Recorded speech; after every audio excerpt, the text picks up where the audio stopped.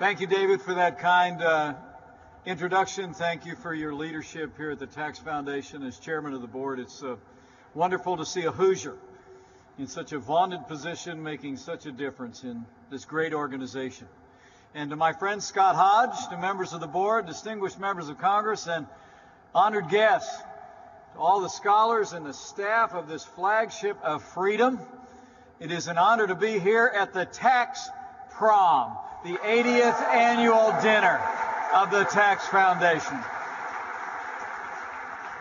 And I got to tell you, I'm humbled to stand before such an extraordinary group of people and receive this recognition, but it's especially meaningful to do so on the very day that, with your strong support, 227 members of Congress took a historic first step to tax reform for the American people. This is a great day for America.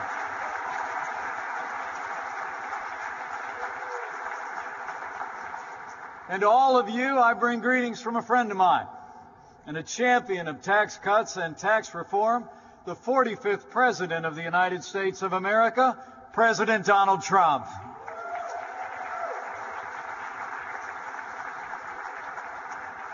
I'm really here tonight on the President's behalf, first and foremost, to say thank you. Thank you to the Tax Foundation for the difference that you make in the debate in our nation's capital and thereby in the life of our nation. For 80 years, the Tax Foundation has been a leading voice for pro-growth tax policy in the United States. In 1941, the Tax Foundation published the first edition of Facts and Figures, in which you published facts that give a broader perspective and dissipate predilections and prejudices, as it was written in the day. Over the years, your research and analysis have laid a groundwork for pro-growth tax reform in the halls of Washington, D.C., and as David said a few moments ago, in states just like mine, all across the country. I did learn about the value of the Tax Foundation firsthand when I was governor of the great state of Indiana. Each year, you mailed a copy of Facts and Figures to every governor and state legislator in America just to make sure everybody knows exactly how they stack up to their neighbors. And when I was governor, I can tell you, the Tax Foundation was a vital resource as we worked to cut taxes every single year that I was in office. I'm proud to say that as governor of the state of Indiana, we passed the largest state tax cut in Indiana history, and the Tax Foundation was there to give us support. So I'm just really here first and foremost to say thanks. Thanks to the Tax Foundation for making pro-growth tax cuts possible all across America. But I'm also here tonight on President Trump's behalf, and that is to make you a promise. Starting with that vote today in the House of Representatives, before this year is out, we're going to pass the largest tax cut in American history.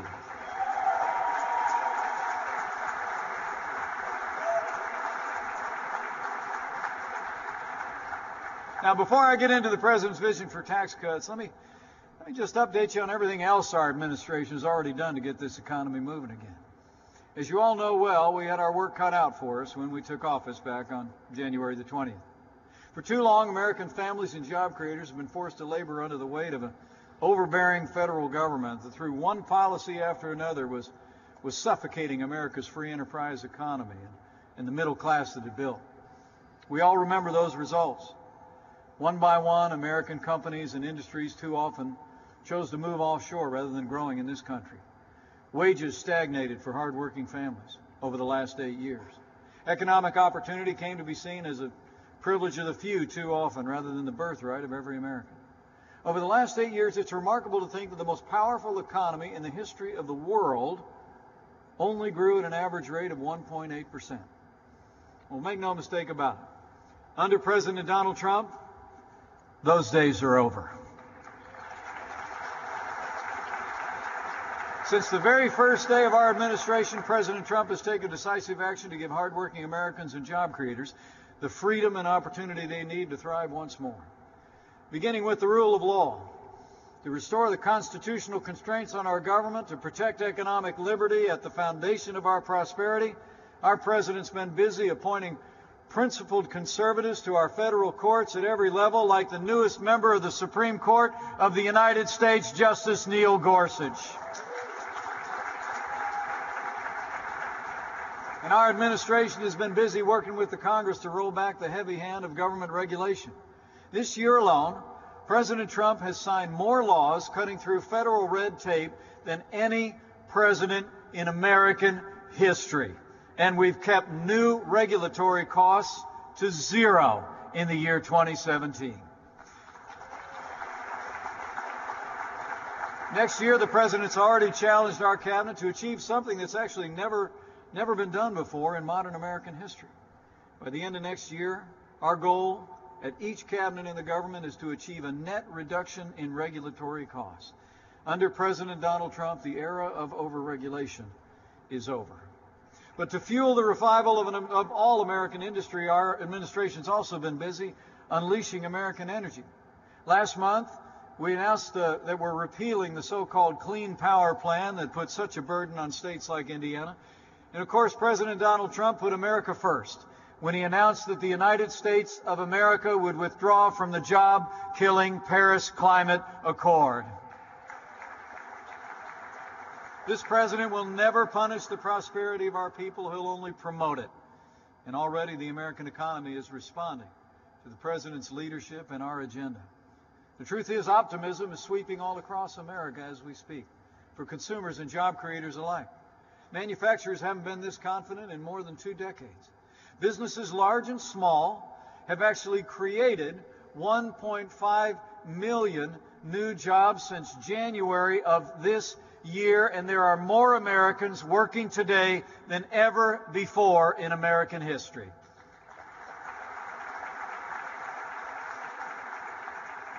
And the stock market itself is setting new records nearly every week.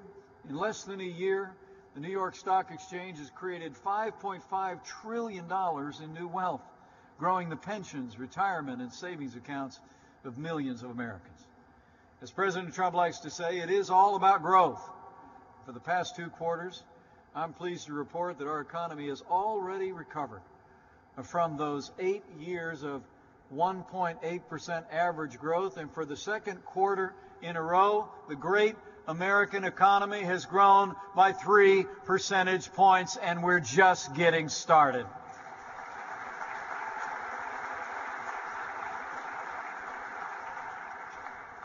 In a word, America has momentum right now. The people at the Tax Foundation know that. But in order to turn this momentum into sustained economic growth, you all know there's one policy that's more important than anything else. And I'm here to promise you, President Trump and I are going to be fighting every day to pass the largest tax cut in American history. And we're going to do it this year. Today, I mentioned before, today was a banner day for tax cuts. This afternoon, the House of Representatives passed its tax cut bill, and President Trump and I are truly grateful for the leadership of Speaker Ryan, Chairman Brady, and all the great Republicans who voted for this legislation. In fact, I'm told a couple of those heroes are in the room. Let's hear it for Congressman David Rouser and Congresswoman Karen Handel, who knows how to start a career on Capitol Hill.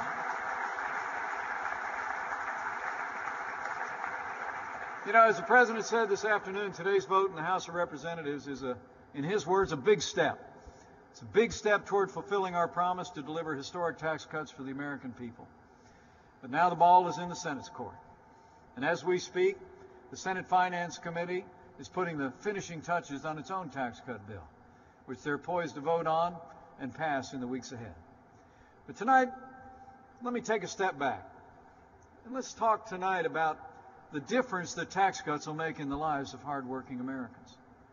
The President's had me traveling all across the country over the last several months, talking to working families and job creators about our current tax code and the struggles that they face in this American economy.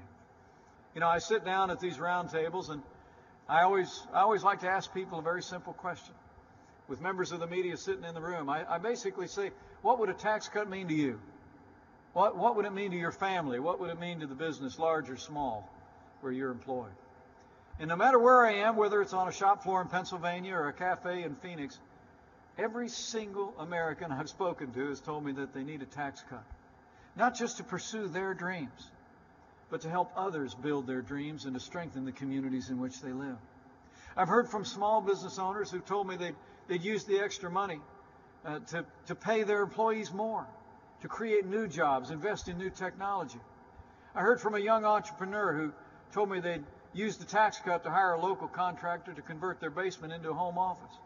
I've heard from new parents who said they'd use the tax cut to save for their kids' education and donate a little bit more money to their local churches and their local charities.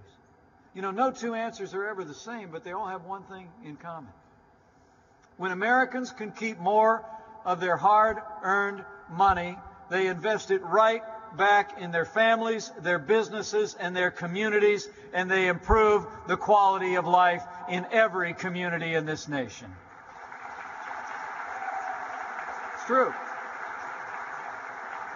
I mean, as the Tax Foundation knows, the value of tax cuts can't be measured in dollars and cents alone. Every mom or dad who gets that new job or gets a raise, there's a little boy or girl who's going to be able to learn a valuable lesson about the dignity of work, the daily disciplines that make it possible, and the integrity it takes and the determination it takes to build and support a family.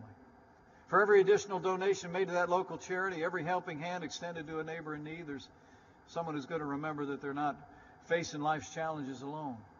For every investment that a business owner makes in new technology, there's an enterprising employee who'll use it to build new products, discover the next big breakthrough that could literally change the world. These, then, are the true rewards of a strong and growing economy. But today, they're denied to too many Americans by a punitive tax code that's hollowed out America's industrial heartland and pushed too many of our businesses off our shores. As the Tax Foundation says, the American people deserve a tax code that, in your all's words, doesn't stand in the way of their success, and I couldn't agree more. And I say to all the great patrons of the Tax Foundation, help is on the way. You have a champion in the White House. And this president's laid out the vision of our administration for a truly historic tax cut, one that'll usher in, we believe, a new era of American prosperity, and deliver what the president likes to call a middle-class miracle. It's based on three principles. We're driving forward with members of Congress to make that a reality when the final bill comes to the president's desk. First and foremost, President Trump is absolutely committed to cut taxes for working families all across this nation. We want to double the standard deduction so that every American family can pay zero taxes on their first $24,000 in income. We're going to expand the child credit. And we're going to repeal death taxes once and for all. Death should no longer be a taxable event. And in case you hadn't heard about it, while we're at it, we're going to cut taxes on working Americans when we repeal the Obamacare individual mandate tax in this tax reform bill. You know, now make no mistake about it, when you're out there talking about this in the coming days, repealing the individual mandate tax at the heart of Obamacare is a tax cut for millions of hardworking Americans. Did you know that a third of the people who paid the mandate's penalty in 2015 made less than $25,000 a year? More than 90% of the people that paid the Obamacare mandate tax made less than $75,000 a year.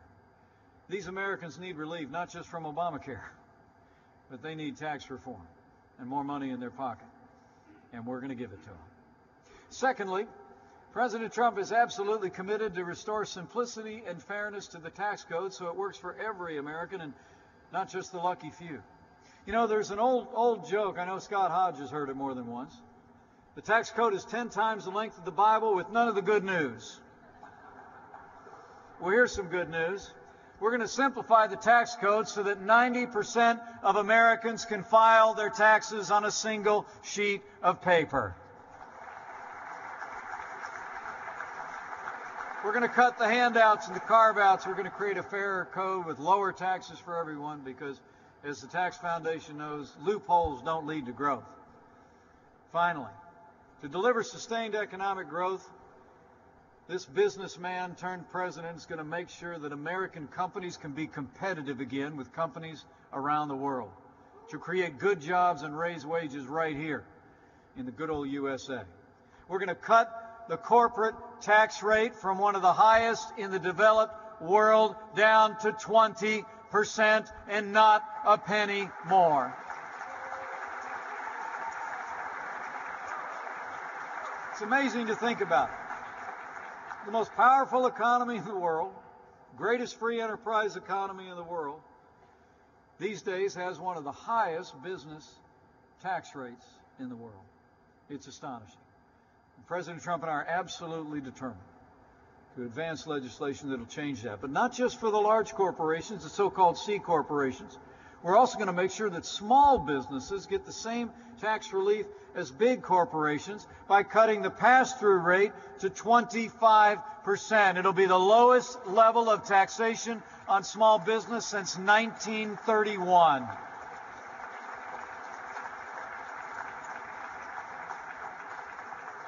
We're also going to replace the outdated system of worldwide taxation with a territorial system, and we're going to cut taxes on the trillions of dollars that American companies have locked overseas so that money can be invested in American jobs and American workers in America's future. Now,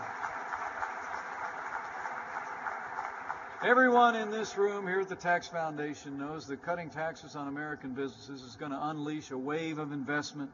It's going to create millions of jobs and launch a new era of innovation. But I also hope you'll go out in the weeks ahead and help tell the story that cutting taxes on businesses is also one of the most effective ways to increase wages for working Americans. Earlier this year, the Tax Foundation heard from Dr. Kevin Hassett, the chairman of the President's Council on Economic Advisors and one of the most distinguished conservative economists in the country. Kevin's done some extraordinary research that I recommend to your attention, and he's shown so well that once these business tax cuts go into effect, the typical American household can actually expect an extra $4,000 every year in their pocketbooks. I mean, truthfully, one of the most effective ways to move that stubborn economic indicator of average income and average wages is to cut taxes on businesses, because businesses turn right around and invest in their most precious asset, and that is their people. Let me take a minute to thank my friend Scott Hodge. I don't think he got a big enough round of applause. And everyone at the Tax Foundation.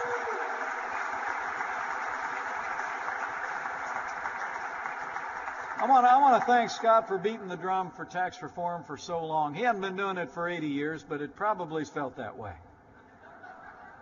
Just done an awesome job. And the truth is, Scott, you and your experts have been at the center of this debate for years. You've cut through the political noise, and you've educated the American people about how tax cuts are going to bring higher wages, going to create more jobs and a brighter future for their families and for our communities and our nation. You know, there is one thing, though, as I get ready to close and let you get to that sumptuous meal that awaits. You ever noticed every time Washington, D.C. gets close to letting the American people keep more of what they earn, they always find something else to talk about? Some of you know that better than others. Truth is, this is a once-in-a-lifetime opportunity because it's hard. You know, the opportunity to pass meaningful tax relief for the American people, to get this stubborn city to give up its claim on the hard-earned income of working families and businesses across this country is tough. But we're going to get it done. But tonight I want to challenge each and every one of you. I know you came here tonight for an enjoyable evening to celebrate the progress of the Tax Foundation, but I hope you leave here tonight energized. Energized to redouble your efforts in the days between now and the end of this calendar year, because we have a historic opportunity to pass tax cuts and tax reform that will make a lasting difference in the American economy and to the benefit of American families and businesses for generations. Truth is, President Trump and I need your full support to get this tax cut passed before the end of this year. Next few weeks are going to be vitally important, and they're going to be a challenge. But with your support, we're going to get it done. It's a make or break moment. We can't afford to let up and slow down. But I know with your continued efforts, with the support of this Congress, with the leadership of President Donald Trump, we are going to pass the largest tax cut in American history, and we're going to deliver on the promises we've made to the American people. So as I close, let me just encourage all of you to go tell the story. As you return to your places of employment, as you get back on the internet, send out an email, send out a tweet, get your employees together. Do what a lot of businesses that I know are represented here to do. Tell your employees what tax cuts are going to mean for your business, what it's going to mean for the opportunity for your company to grow and expand, hire more people, and improve the economic outlook for your employees. Go tell the story of what these tax cuts are going to mean for our fellow citizens. There's so many businesses in this room that are exemplary corporate citizens. There's not a little league field anywhere in America where the banner of your companies isn't on the back fence. But what I want to challenge you to do tonight is exercise that citizenship on behalf of American taxpayers. And go tell this story. And tell it with real energy and enthusiasm. To your employees, to your suppliers, to your vendors. You're going to make a difference. And just yesterday, I truly do believe that this is a unique moment in the life of our nation. I was just in Texas. It's one of several times I've had responsibilities to go to Texas in the last several months. I was there for a briefing on the continued efforts of recovery in the wake of Hurricane Harvey. I saw the way that the resilience and the character and the faith of the people of that great state, just as in Florida, just as in the Virgin Islands and Puerto Rico, have endured great hardship, but are recovering and rebuilding bigger and better than ever before. I saw the same when I was in Northern California in the wake of the wildfires, as first responders came alongside, our federal officials came alongside. It's been a challenging time for people across this country. Monumental storms, raging wildfires that have destroyed so much property and claimed too many lives. And the truth is, we've responded with the generosity of the American people. I reported yesterday that in Texas alone, we've already distributed more than $8 billion in resources and support to help families rebuild their lives. But I'm going to tell you, as I stand here today, in a challenging time in the life of our nation, I truly believe that what we've talked about mostly tonight is also an antidote. It's an antidote for the hardship that some of our countrymen have faced in the wake of these natural disasters. But I also think in these two divided times in America, where it seems like you can't turn on the television without people just dividing the country in one piece or another, that if we can move forward together on the kind of tax relief that will unleash the boundless energy of the American economy, open the pathway to the American dream for more Americans, get this economy growing again and sustained in a meaningful way, we're going to see this country restored. We're going to see this country come together and revive. And we're going to make it possible for those families that have struggled in the wake of those natural disasters to rebuild quicker and better and stronger than ever before.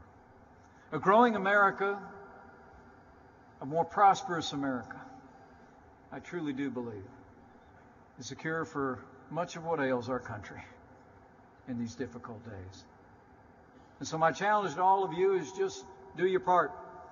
You're here tonight because you've been a part of the work of a great organization, the Tax Foundation, that's made a difference in our national debate for generations. But if the Tax Foundation exists for any moment, I think it exists for moments like this.